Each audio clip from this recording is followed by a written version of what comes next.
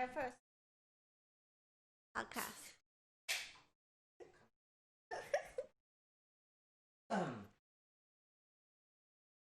So what movie did we just watch? I got one more for you. TENET. And what did we think? Had a very heated discussion. It was pretty heated on the car ride home. Yeah. And once we got home, it wasn't like a fight. We were just very passionate about not enjoying this movie. Yeah. Or at least not understanding.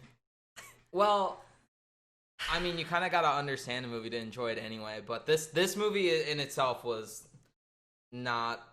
Because, like, you have high standards going into it of Christopher Nolan's past work. Yeah. And Inception. And the first movie we've seen in 6 months. Yeah, exactly. So you're... Like, standards are pretty high already going to the movies. Yeah. Because you want to enjoy yourself. of the pandemic and not going to movie for a while. But, like, his past work also was impressive. Got Denzel Washington. And it's not, yeah, and it's, well, I mean, the cast is great, and it's not like the visuals of this movie are like, bad either or poor. No. It's more an issue of the plot and the dialogue and the sound mixing more than anything. And it ruins the movie. It ruins the movie. I have a question. At what point did you realize I'm going to walk out of here without ever understanding what's going on? That was about... Which point? Okay, so there's definitely going to be spoilers. We're definitely going to spoil this movie because... Are we though? Well, I don't know. We don't really understand much. But we're gonna try to not... Well, we're going to spoil the movie, but we're going to try to spoil the movie. Sure, Yeah. let's try to spoil it. Um, See if we can. See if it's possible. So, like, right at the start, after the airplane scene, because, like, the airplane scene, I'm like, okay, like, things are going back. Were things going backwards in that first scene? Was there things that were getting reversed right at the start? Yeah, the opera house, I noticed that a bullet went backwards. And that's when he first, there's some kind of weird, like...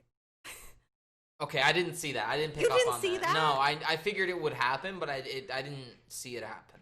Yeah, because he kind of knew then there was something fishy going on. Or did he always know? With bullets. Yeah, or did he always know? Yeah. Because apparently, spoiler, he was the head of the mission. Yeah, I don't understand that either. It was like a big reveal that I didn't grasp. But anyway, going back to when I thought like I wasn't going to understand this movie. That was about an hour in. I would say about a good hour in. I was like, they're not really like, A, I can't hear shit. Like, I can't hear what anybody's saying. But they're also not doing, like, a great job of explaining the plot or the concepts at work. Because, like, right at the start, there's a scene with the scientist, and she has, like, the bullet on the table. And she's like, pick up the bullet, remember? Oh, yeah. And she's in the trailer. Is she? Yeah, so you think she's going to be, like, was that the a same major lady character. that was... So she wasn't the same You never lady. see her again. again. Okay, we never see her again. Even though just they were there. supposed to work together. She's just there to explain that, like, she's looking into why the bullets are going back. Yeah, and so she's like, pick up the bullet. She said, pick up the bullet. And so they do that whole scene, and she's like, fuck you, don't think about it. Like, right away, she's Which is a warning to the audience. Yeah, which I took as like, okay, so we don't really need to know the concepts. They're gonna work with time travel. It's one of those movies where, like, did you watch Looper? Did you see Looper when they did the straw thing and he's like, fuck you, don't think about it? Yeah. Did not like that movie. Like, did not understand it. I enjoyed Looper. At least it was it. like the time travel concepts were a lot more straightforward in Looper, where it was like, just fuck you, don't think about it. But that's what I thought that's the direction I thought they were heading in this movie, when they were like, fuck you, don't think about it at the start. But then they spend the rest of the movie kind of trying to explain the concept and the plot of why things are happening. But there's a difference between suspending or disbelief. Like, fuck you, this makes no sense. Like, go from the top to what you think the plot is from start to finish. I know it's difficult, but explain the movie we just watched, because we watched it in IMAX. We had really good seats, the whole social distancing. Yeah, it was set up in a way that, like, okay, we can enjoy this at its like experience. Yeah, like, we're gonna be able to pay attention. Yeah. Yeah. Yeah. And there were so many times throughout that I was like, all right, got this. Focus. Yeah. Something will make sense eventually. And that time. But from my understanding of it, Denzel Washington's son is... What's his name? You gotta say his name. In the movie? Yeah. No idea. Protagonist? No, not in the movie. His name in the movie was... Oh, it's John David Washington. What was his name in the movie? Protagonist. No, what was his name in the movie? I thought it was Protagonist. Was that his movie? That wasn't his name in the movie. Look it up. Were they calling him Protagonist? Let's look it up right now. I thought that was just something he said at the end. No, they were calling him that. Are you sure? Yeah, I'm pretty sure. I gotta look up this IMDb. His name is John David Washington. John David Washington. Yeah. Who was phenomenal. He was phenomenal in his first, I believe this is his first leading role. The protagonist. I told you! Okay, so I didn't know that. I missed that. I went to the bathroom once. That's probably what I missed. And he asked me, what did I miss? And I was like, couldn't tell you. Couldn't tell you. So start to finish. Yeah. So the protagonist notices that bullets are in Burke. And then he goes to the scientist miss. She's explaining part of like arms right.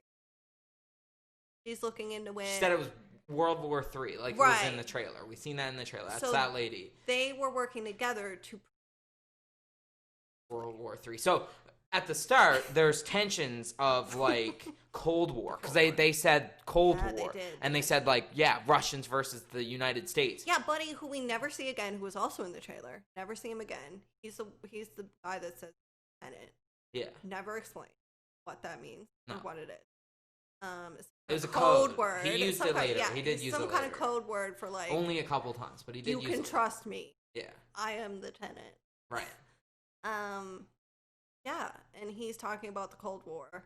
Yeah. And how icy it is. But he said it was pretty icy. He did go into things were going to get a little icy. Yeah, he did go into like great detail about how icy cold the Cold War was. Yeah. And it's crazy, right? Because like after that, they don't really talk about it again. They don't really do the whole tensions between the U.S. and but like that's how the movie's set up. The movie set up is that there's a Cold War, and then we get to meet so then they infiltrate. Remember, they go up in the building, and then they infiltrate, and that's where we meet the lady and her husband. And remember, he has the husband, but then she was trying the alarm, and he said there's nobody on the other end of it. And then you know what scene I'm talking about? The one where they're on the bungee cords and they ran up the side of the building. Oh, yeah. Because they set that up somehow. That was a pretty cool scene. That was cool, but I didn't understand how they got all that set up to like just run up the side. They were talking about how like, okay, we got to figure out a way to get out of this place alive. Talking about. But anyway, he holds him, and then it's like, oh, but it's not that guy. It's this lady. It's his wife. Yeah. So there's that scene, which was cool, and they're arms dealers. And then she's like, the person you're looking for is Andre Sador. Why did they make his name now? Why couldn't they make him something like super simple? Like he's the protagonist. They should have called him the antagonist. What was her name? That lady, because she was a badass. I liked her, and I liked that a female was like. No, not Kat. No, the lady that he ran up the building and. Oh, I have no idea. Yeah, anyway. She was great. And then that's cool. And then after that scene is when they introduce the other new character, Himesh Patel, his character. Oh, yeah. Was he in Inception? I was trying the whole time to figure out if he was in Inception. He was in Inception. He was the van driver. I believe. Yeah. And he was great in this movie, great, but he's introduced out of nowhere as well. Like, they don't ever introduce this character. He just appears on screen. Yes. That's with all the characters. Where they're like, no character has an explanation or introduction. Characters come and go in this movie. But he's throughout the whole movie. He's in that whole movie. Yeah. He's there at the end. He's waiting for Mrs. Like, he's part of the whole scheme as well. So he's in the movie, too. Yeah. But... yeah, so then there's the scene after they go to the building, there's the scene with those three, and then they decide to do the whole airport thing. And this is when the movie, started to get good for me. This is when I was like, okay, this is kind of cool. And they crash the airplane into the hangar, and they do the whole robbery, and they fight, and they fight the two people who later turn out to be them in reverse. Which, yeah, but at this point, there's been very little inversion. Like, people haven't been inversed. Like, he hasn't seen people inversed either, so he's only seen the bullet. Yeah. So when there's people inversed, I don't understand why there wasn't, like, a whole moment of him being like, oh my god, they did this to people. Like, they were able to do this to people. Yeah. Maybe there was, and I missed it. But, again, like, things move at such a breakneck speed in this movie. Oh, yeah, and that was the other thing, because we were talking about sound, and how any important plot explanation going on in the character was drowned out by boats and planes and loud music, like that like Inception, like yeah. He did a couple of those a couple times. The part that made me start to get a little angry was when the protagonist and Sador were on the boat, and they were talking to each other in what seemed like was important dialogue. Are you talking about when they were on the sailboat and they had the, like, all the you could hear was microphone? the boat, and I was like so distracted. You can see the actors like fucking that. with the microphones, trying to get them to mouth. Like, and I was so distracted by that, and I was trying to focus on what they were saying. I feel like they actually were out on a boat. I think that's why. Yeah. I think he was actually like making that boat go. Yeah. Is that what was going on? I don't know. He's pretty practical. Christopher Nolan's pretty practical. Maybe there's somebody on the other side like making it go. You know, and we were talking about this before, like he got so much criticism. Bane, and how they had to like redo his dialogue because you couldn't hear a friggin' word what he was saying. And it's like now it was like almost like that, but like tenfold. It was like he was like getting back at us for like pointing that out or something. It was such an obvious distraction that was happening throughout the whole movie. Well, the sound mixing in this movie is terrible, and it'll definitely fuck up your movie viewing experience like more than once. So loud. It's so loud. It's gonna at some point be an issue. You're not gonna hear something. You're not gonna catch something throughout this movie multiple times. Yeah.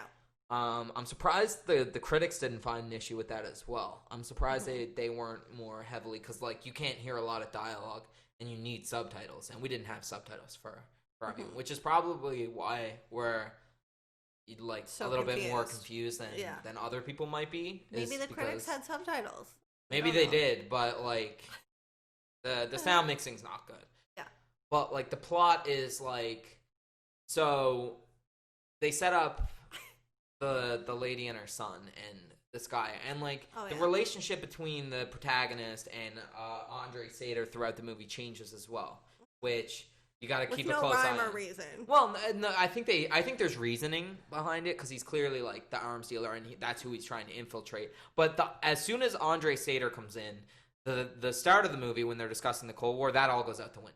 The whole Cold War subplot is gone, or plot, because that was the plot of the movie. It was almost like the Sador guy. It was U.S. versus Russia. It was like Thanos all of a sudden. They had to take him down. Yeah, because he literally like Thanos, plot. Because he was going to destroy the world and kill everyone and take everyone with him. Yeah, that was that character's motivation. He knew he was dying. In a throwaway line, she says, "Oh my god, I totally forgot. He has pancreatic cancer and he's going to die." This is literally what the... Yes. He has pancreatic cancer and he's going to die. I bet he's going to destroy the whole fucking world with him. Yeah. And he has like this god complex all of a sudden from that. And so... Yeah, like these are the plots. So you go from like a U.S. versus Russia Cold War type atmosphere at the start to now you're in this, okay, this guy's Thanos. Like, he's trying to...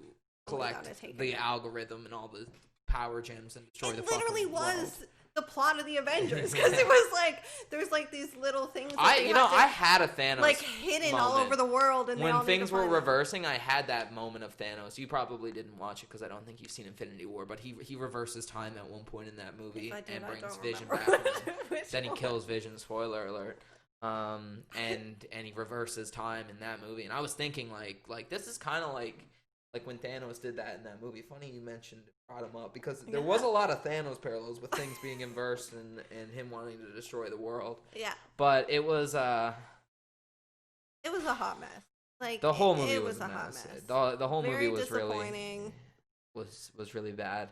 But yeah, so then in the middle, then you get to the middle part of the movie, and this is after they've. So there's a really important painting during the airport scene. Oh yeah, remember? what was that about?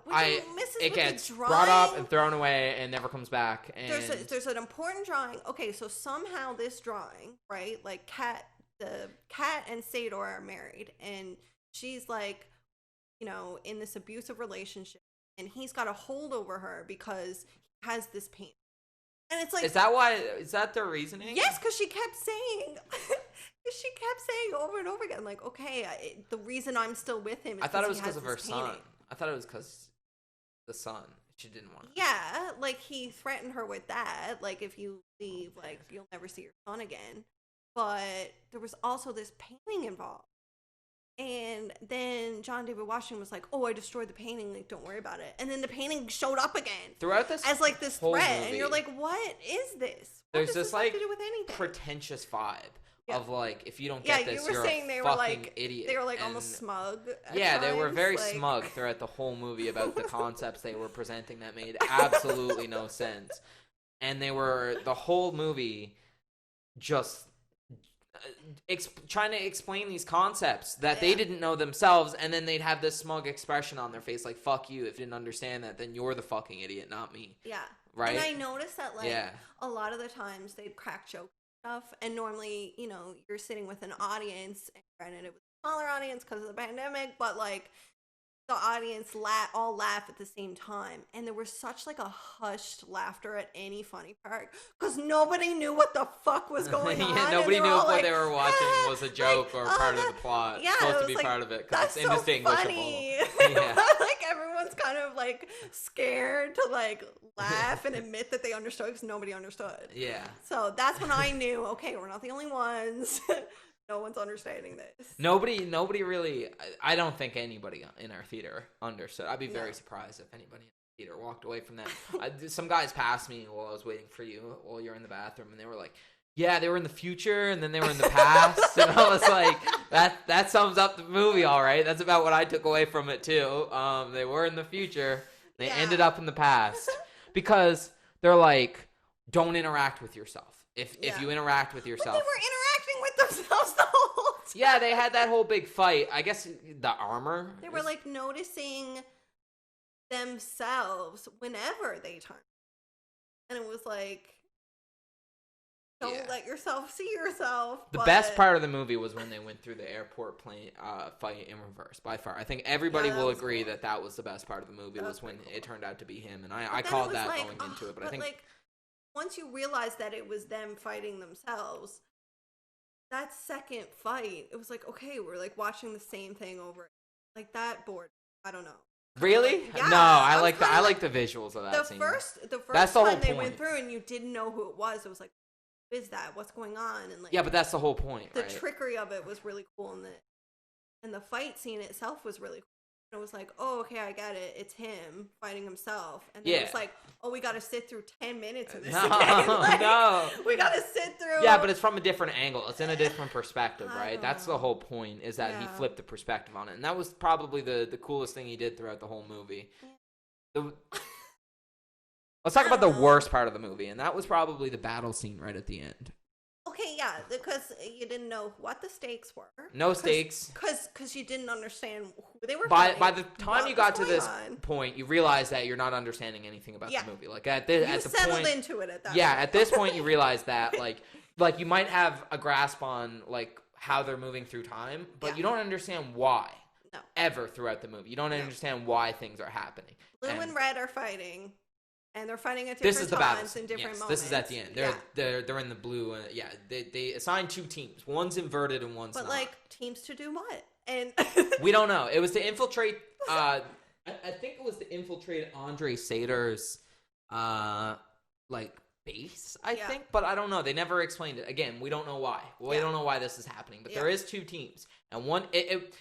Again, I said this earlier when we were just talking about the movie before, but I want to put it on tape because I want to put it on record because it really and truly felt like Christopher Nolan was like, okay, I'm going to do a movie about time travel, but I want to get it right. And I want to make sure that the concepts are feasible and grounded within reality and time travel that could actually happen. But the problem is time travel doesn't exist, right? We don't know how time travel would work if it did. But Christopher Nolan was like, I'm going to do it, and I'm going to make it understandable. You can come up with pretty cool concepts because you can be imaginative.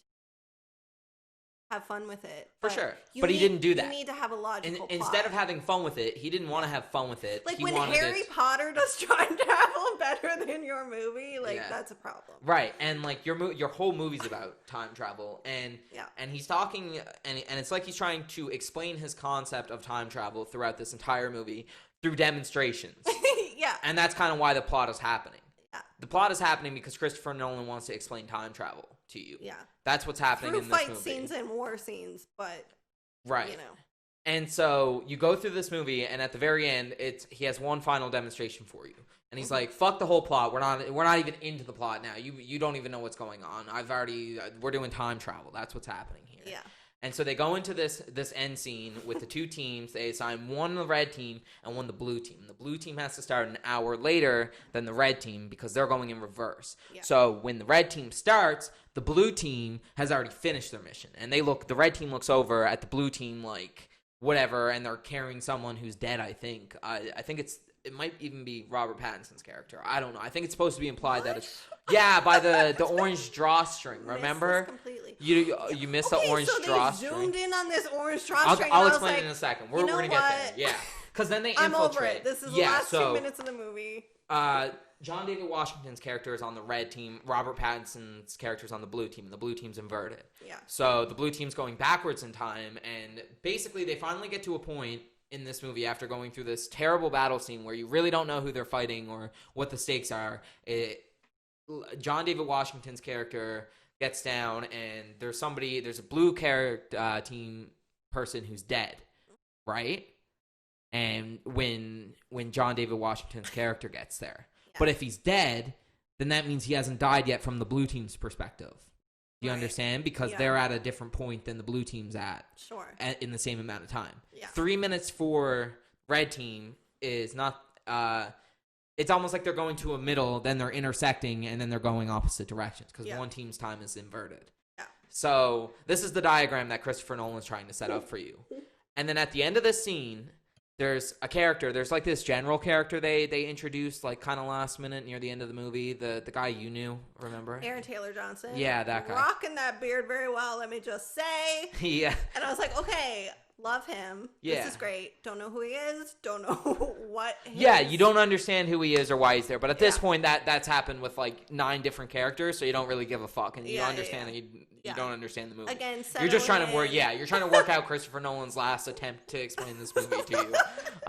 And so they have this device, which is that the algorithm? Maybe. Is that device supposed to be the algorithm? They talk about an algorithm as well. There's so many things that you just pick up and remember because there's physical things too. There's physical, like at the very end. Yeah, but I think that's the algorithm. I think each person has a part of the algorithm, and he had his theory. I think it was like how he's the protagonist. This is the algorithm. Okay. It's Christopher Nolan's on the nose way of trying to explain this movie to you. Right. Right. Okay. Yeah. So they get out, and the general's there, and. For some reason, Edward Pattinson has reinverted himself, so he was on the blue team, he was going in the wrong direction, but now he was going in the right direction. Now he was moving forward in time. Right? Do you remember that? I remember at some point he broke off. And he was like driving a car, and then he brought the guys up. Yeah. Like, what? Yeah, so... When did that cross-pollination happen? He died at some point. Anyway, it's supposed to be... Yeah, it's supposed to be implied that he died. What? Yeah, because remember... But he's alive at the end. When Buddy was holding the thing. He said that was the end of his story and the beginning of... Yeah, because now he had to go get inverted. Washington's character. He needed to go get inverted in order for all that to happen. Yeah. I don't know. Because he needed to go down and stop the thing and then get shot in the head. That's where he like his story was leading to. He gets shot in the head. Yeah. I missed that. Yeah, no, that happened at the end. Fully missed it. He definitely does. He definitely does. Yeah. How did I miss that? Because, like, they didn't really do a great job of showing it. No. Because he was helping the red team as part of the blue team because he reinverted himself. Anyway, it doesn't make any goddamn sense, so it doesn't matter. He was going to go back, get reinverted. I don't know what his plans were. Yeah. I really don't understand. But anyway, it doesn't matter. His final attempt completely falls flat. And then at the very end of the movie, they really say fuck you, and they give John David Washington's character teleporting powers because he teleports into the back of that car and then kills that guy.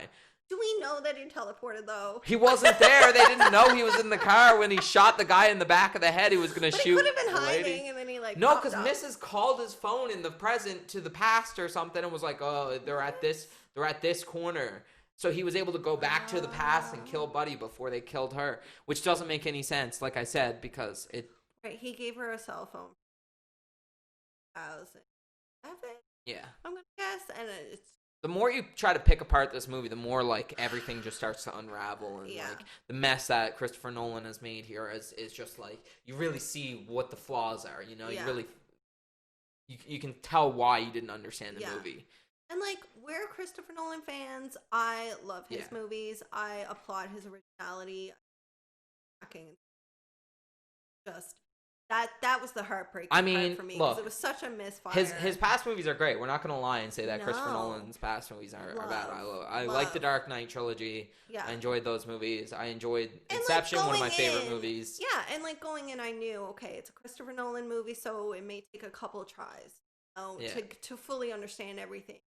That's kind of, I just walked in very zen and, like, let the story unfold, but the more and more time that passed that I did not understand what was frustrated. And it was just, at some point you need something that the audience that's what he was trying to do. To be like, okay, I'm on board, I understand.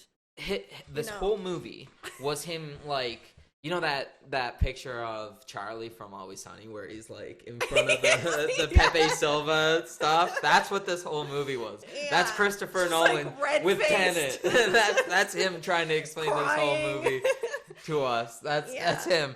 Because, like, it's like him over and over and over again being like, no, wait, that didn't make sense. Let me try this again. This is how how time travel works. Yeah. No, wait, that didn't work. You want to watch a good time travel movie, go watch About Time, okay? That shit is so good. It's a romantic comedy. It's Rachel McAdams.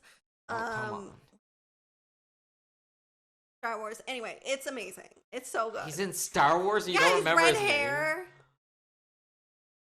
You're pissing off a lot of people right now. I don't know his name. I haven't seen Star Wars. His last name is Glee.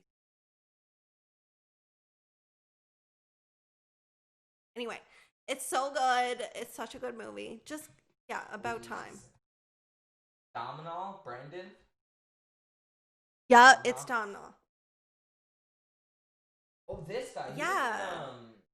In that episode of He's Black so good. He carries that movie so well, and it's a great Anyway, time yeah, travel movie. but that's not Tenet. We're talking about Tenet, and Tenet is I'm just giving examples of great time travel movies, so you just go watch that instead. Looper was good. Mm-hmm. You know what's a better time travel than this movie? What? What's that movie? Is it Jumper? I just thought of it because of Looper. Jumper. But do you know Jumper, where he, like, teleports around? Vaguely.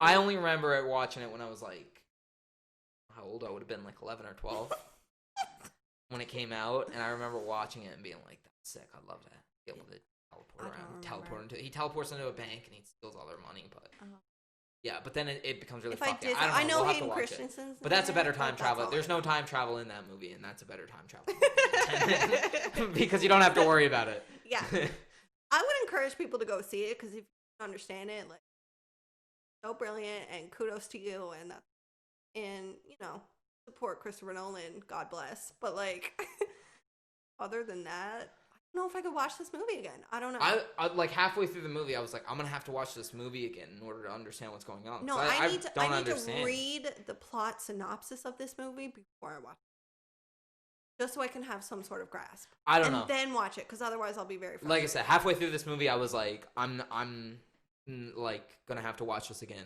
I'm gonna have to, like, go through it and go back over it. And then at the battlefield scene, I was like, I'm not watching this movie again. This is complicated trash. Like, this is like It's not way too convoluted. Yeah. Like, the visuals are stunning. It was good to go see in IMAX because the sound was really loud. But again, like, the sound mixing's just terrible. You're not gonna understand any of the dialogue. You're just irritated because you don't know what's going on. Yeah. So what would you rate this movie out of 10?